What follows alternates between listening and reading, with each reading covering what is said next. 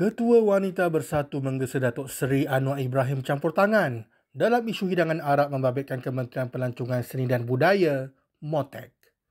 Datuk Mas Ermiati Samsudin berkata, penjelasan Menteri Pelancongan Seni dan Budaya Datuk Seri Tiong King Sing hanyalah penafian semata-mata bagi mengelak kementerian itu terpalit dengan kontroversi tersebut.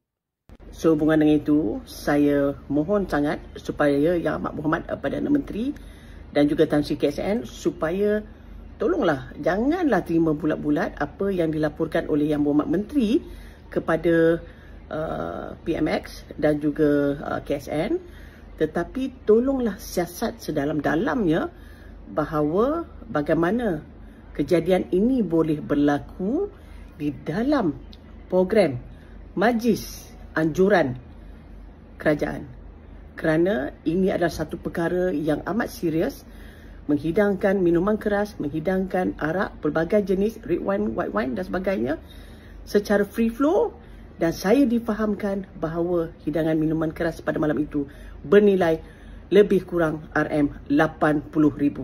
Ini adalah satu angka yang sangat besar. Jadi Yang Amat Berhormat PMX, Tan Sri KSN, tolonglah siasat perkara ini. Kami ingin tahu kebenaran. Terima kasih.